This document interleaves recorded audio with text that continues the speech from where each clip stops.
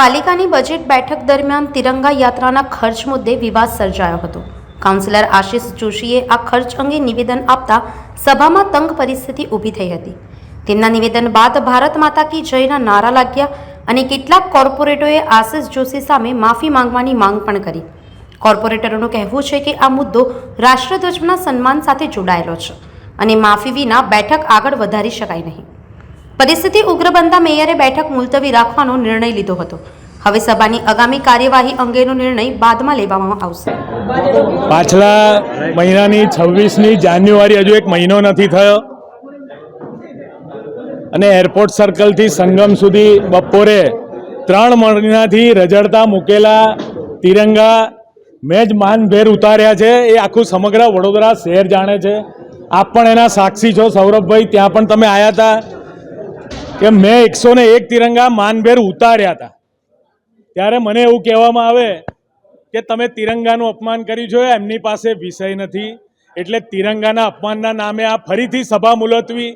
ગયા વખતે સભા મેં જ્યારે 62 લાખનું ખોટું બિલ જે વાયએમ હોસ્પિટાલિટીના લીધે જે 62 લાખનું ખોટું બિલ કાઢ્યું હતું, એ બિલ શંકાના દાયરામાં આવતા પીઆરઓ ડિપાર્ટમેન્ટમાં મેં તમામ 5 વર્ષના બિલ કાઢ્યા અને બિલ કાઢવામાં ખબર પડી કે 6.5 થી 7 કરોડ રૂપિયાનો ખર્ચો વડાપ્રધાનશ્રી આવ્યા ત્યારે આ બિલ મુકાયું છે।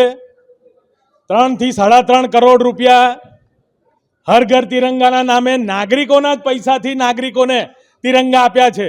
મારું કહેવાનો ભાવાર્થ એટલો હતો કે તમે તિરંગા યાત્રાના આયોજન અંગે એમના દ્વારા વિરોધ કરી અને આ તિરંગા યાત્રાના આયોજન માટેના વિષયને લઈ અને એમના દ્વારા તિરંગાનું અપમાન કરવામાં આવ્યું છે। મારો પ્રશ્ન છે કે શબ્દો કયા વાપર્યા છે? મેં આપને એ જ કહ્યું કે તિરંગા યાત્રાના આયોજન સંદર્ભે એમના દ્વારા વિરોધ કરવામાં આવ્યો છે।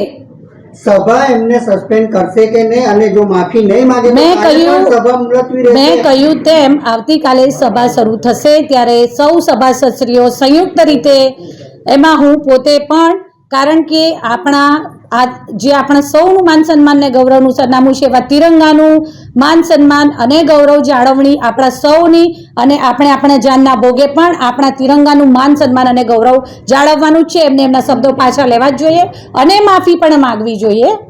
નહીં માંગે તો શું? મેં આપને કહ્યું તેમ આવતીકાલે અમે સૌ સાથે રજૂઆત કરીએ છીએ। આવતીકાલે આપણે સૌ એ સમયના પણ સાક્ષી બનીશું કે એમના દ્વારા આ શબ્દો પાછા લેવામાં આવ્યા છે, માફી માંગવામાં આવી છે।